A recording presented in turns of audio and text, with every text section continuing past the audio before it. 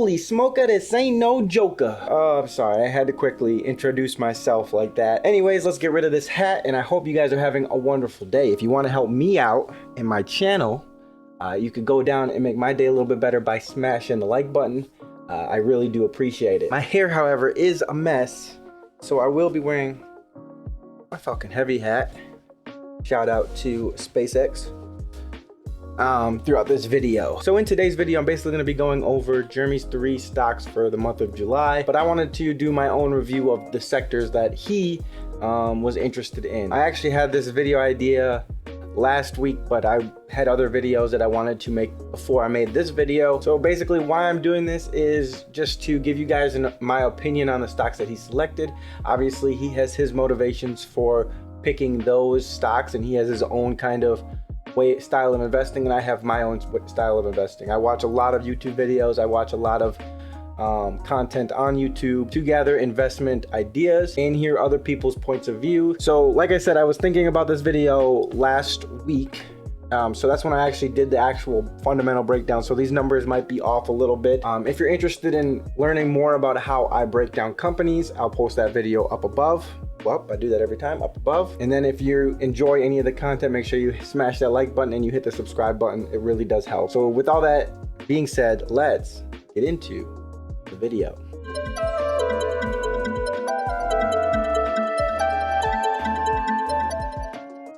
So if you haven't watched Jeremy's video, make sure you go check that out. That video will be up over here because he really does do a great job at picking stocks and, you know, finding good deals out in the stock market. There's multiple ways to look at the stock market. He has his way and I have mine. I recommend that you figure out your own way. But with that being said, if you haven't seen what stocks he picked, his pick was Walgreens, his pick was Cheesecake Factory, and his pick was Planet 13, which is a Mary Jane play. So we're gonna start at the very top at Walgreens. When it comes to Walgreens, the way that I invest is I always compare similar businesses. That's how I find a valuation, or where I can kind of imagine a valuation going. A lot of times you're looking at the story behind a stock, and stories can change from company to company. That can make valuations seem different. A good example of this right now would be Ford and Tesla. Tesla has a great story behind it, so it's got a way higher evaluation, where Ford has a different story, and the companies are valued very differently. So you can't necessarily compare Tesla to Ford, and that's just like a general rule of thumb. There's always outliers. There's always stuff that is going on around a company that can make it be valued differently. So you might want to value Tesla more similar to a tech company. It might be a better comparison to compare it to a Netflix or an Apple or somebody else that's vertically integrated, really focused on the technology around a product versus the product itself. So when we come to Walgreens, I compared Walgreens to CVS and Rite Aid. Obviously they're not the same company, but just for the sake of the argument, we're going to assume that they're all operating within the same space. So we have a PE ratio of 10.8 for Walgreens, and CVS gets 11.7, about the same. Price to sales is a 0.3 to a 0.32. Again, pretty much the same. The PEG ratio is a little bit different. There's a 5.5 to a 1.99. So if I believe that Walgreens is going to start taking more market share from CVS, and we see that CVS is $85 billion, we could see Walgreens potentially grow to that $85 billion. So you can kind of use that to see like how big of a space, how big is this company got a potential to becoming. So basically these companies are mirror images of each other, but I believe CVS is a better buy, in my opinion, because of one thing and one thing only: the Aetna purchase that they made last year, which is an insurance company, which a lot of these companies, this type of company, Walgreens, CVS, make their money more so off of the pharmacy than they do the actual products that they sell in their store. So if you are the owner of an insurance company, and anybody that's on that insurance, you can kind of get them, you can persuade them to go to a CVS vice a Walgreens to pick up their prescription. That way increasing more potential foot traffic in those stores. I think that Aetna is a very underappreciated asset that CVS owns. If I was just purely looking at these companies the way they are, that would be the one that I would invest in personally. And I didn't really go into Rite Aid because Rite Aid is basically a dying company. That is my brief depiction of his Walgreens pick. And honestly, in all these picks, I picked a different company than he did, but I understand his evaluation of the current company, because the reason why I picked a separate company was if I was going to invest in a similar space. I'm not necessarily going to invest in CVS. It's just the one that I would invest in if I was going to invest in this sector. I'm not going to invest in this sector at all. If I was going to, CVS seems like a better buy in my opinion. Next, we'll go on to Cheesecake Factory. So Cheesecake Factory is a little bit harder to evaluate because there's food companies are so finicky essentially. Like something could be in trend now, and then, a year from now it could be out of trend. So I basically just compared this to stable companies, and then one company that seems similar to Cheesecake Factory in my opinion, and would actually be the company that I would pick. So Cheesecake is on the left, then we have Chipotle, then we have McDonald's, and then we have Texas, which is Texas Roadhouse. So if we look at PEs across the board, obviously the one that's the most overvalued is Chipotle. The PEG ratio, there wasn't one for Cheesecake Factory, but Chipotle was a 4.8, McDonald's was a 6.6, and Texas was a 7.2. Price to sales is really where it gets interesting, because Cheesecake Factory has the lowest price to sales, which is a very good, I use this metric the most out of any other metric. But when it compares across the board, Cheesecake Factory and Texas have the two lowest price to sales numbers. And then we see the market cap. Market cap for Cheesecake Factory is $1 billion, where the market cap for Texas Roadhouse is 3.6. So on all metrics, Cheesecake Factory is a cheaper buy than Texas Roadhouse. Now we have to factor in growth. The problem with Cheesecake Factory that I see is their menu is huge. In order to have a huge menu like that, you have to have a lot of cooks that know what they're doing, a lot of training that goes into it. That's going to be more cost towards their company. It's going to be harder to scale that to produce more and more stores. Like that's going to require more training. It's going to require more time to learn the menu. And their menu is so huge, so they have to buy a more grand spectrum of base products, and they have to have them available for whenever somebody wants to order that random one particular thing off of the menu. That can lead to more waste, and more waste means more losses on a day-to-day. Like they can still make money, but they're taking a bigger losses because they're wasting more and more food. Compared to a menu like Texas Roadhouse's, yes, Texas Roadhouse still has a pretty big menu, but a lot of it's steaks, a lot of it's pretty in the same type of lane, whereas Cheesecake Factory isn't. Cheesecake Factory is all over the place. If you've ever eaten at a Cheesecake Factory, that's really the difference when it comes to the two companies that I feel like is not factored into Jeremy's calculation, which I think that he should consider calculating into his evaluation, is the menu size, because that does matter when it comes to restaurants. And then a factor that I know Jeremy probably doesn't invest in, but I do personally, I invest on Black representation, and that just means in the board of directors and their leadership, I want there to be some type of Black representation among the leaders, so that way we're growing Black wealth over time. I went and did a whole video series on Black representation. I went through the whole QQQ. If you want to check out any of those videos, there'll be a link up here. I made up a whole grading scale and everything, and Cheesecake Factory and Chipotle get F's, while McDonald's and Texas Roadhouse get a C. So that's gonna kind of push me towards Texas Roadhouse a little bit more. Texas Roadhouse also owns another company called Bubba's 33. That's pretty small right now and has a lot of growth potential. So that's another reason why I would kind of want to invest in Texas Roadhouse over Cheesecake Factory, because it has another lever to pull and potentially grow. And that's basically my thoughts on Cheesecake Factory. It's still a good buy, and I agreed with a lot of the stuff that he said in his video.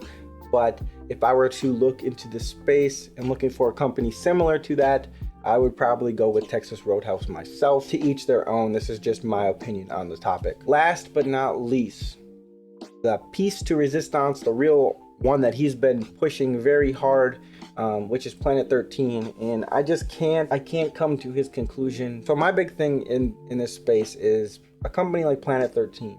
It operates only in the United States, where it currently is federally illegal. And it makes it super hard for me to invest my money into a company where, if the feds, for whatever reason, leadership changes and they want to pursue these companies harder because they're working in a space that's federally illegal, even though it's approved by the state. The federal government could come in and they could, get rid of the company overnight if they really wanted to. And that fear for me is a big deal. So I don't look at any company in the United States, regardless of how small and regardless of how big the opportunity is, because it just doesn't feel right to me personally. So again, going through companies to compare it to, I would rather invest in Canopy Growth because it operates outside of the United States, in Canada, and in other countries, but it also owns assets within the United States, which are federally legal, buildings, hemp fields and stuff like that, preparing itself for when it becomes federally legal in the United States. So I trust that business model a little bit better because they have the legal establishment kind of already set behind them. If you've seen any of Jeremy's breakdowns of Planet 13, he basically loves the inside of the experience around the company as a whole. Based on my research, the experience looks very similar to me between the Tweed shops, which are owned by Canopy Growth in Canada, and the Planet 13 shops, which I've seen. There really isn't that big of a difference. And if Planet 13 does prove the concept of their stores being a little bit better, it's always available for Canopy Growth to mimic that. There's nothing like isolating them to that specific business model. Basically, what I did here is I wouldn't even invest in Canopy Growth because of Black representation, which I said is kind of a big deal for me investing in. I'm actually going to invest in Constellation Brands, which has an investment into Canopy Growth. One, it's a little bit stable of a company, and it's still going to benefit if any of these companies do blow up, which I feel like Canopy Growth is the best company in this space personally. So let's get into the financials here. So price to book, Planet 13 is a 5.2, where Canopy Growth is a 1.6. So even on a price to book value, Canopy Growth is cheaper. Market cap. So this is probably like the biggest difference is market cap on Planet 13 is a $230 million company, where Canopy Growth is a $6.08 billion company. That does add a lot of upside for Planet 13 if it does work out. There's a massive potential for upside, and I believe that's what Jeremy is trying to get across in his video. Obviously, it's super risky, but there is a ton of upside. Even if it becomes valued at $6 billion like Canopy Growth, 100 times your money immediately. Or not immediately, but 100 times your money over time, if it gets to that evaluation, which I believe is why he's investing this way. Or if it gets bought out by another company, let's say at 500 million, you've still doubled your money since you put it in. So I believe that's kind of what he is maybe hoping for, but I, again, don't see why a company would buy this company, because they can just mimic a lot of what Planet 13 is doing if it is successful. And there's a lot more money behind other companies, in my opinion. The other negative I see for Planet 13 is they don't have much money on their balance sheet. And if we do end up having a second wave of the virus, it's much more likely they go out of business. Vice a company like Canopy Growth, which has a little bit more money leeway to maintain themselves through the virus, as well as they're operating outside of the United States, where the virus isn't as bad as it is in the United States, which is something that we have to worry about. What if travel takes years to return? What if Vegas is never the same again? We don't know if Vegas is going to return the way that it was. There's a lot of speculation that maybe you're going to see a lot of people moving from the West Coast to the East Coast, or to the North, or to the South, maybe back to where they were from, because you see all these tech companies starting to allow working from home, or they see that it's a benefit to allow their employees to work from home, so you can have smaller offices around the world where it's a lot cheaper to own an office, because if you are paying for an office in California, it's $20 million a year just to maintain that office, where if you took that same $20 million, you could probably have about 10, 15 offices, smaller offices around the United States at a much cheaper cost to maintain and to pay wages and all that stuff. So it makes sense from tech companies to move away from California now that they've kind of gotten used to this working from home model. So if you have less people on the West Coast, maybe Vegas is no longer the location that everybody goes to. It might end up still being, who knows, the future could be crazy. This is just hypothetical. On top of that, I still think Constellation Brands has the best position out of all these, because even if Canopy Growth ends up going underneath, it's still making money. It's still a beer brand. It's still got other businesses and other companies to lean on to make money and grow. And that's basically everything I have to talk about when it comes to these companies.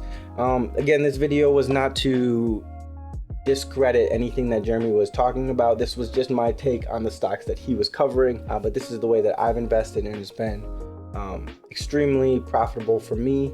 And if you want to take my advice, please do. If you don't, you think I'm dumb, there's no problem with that.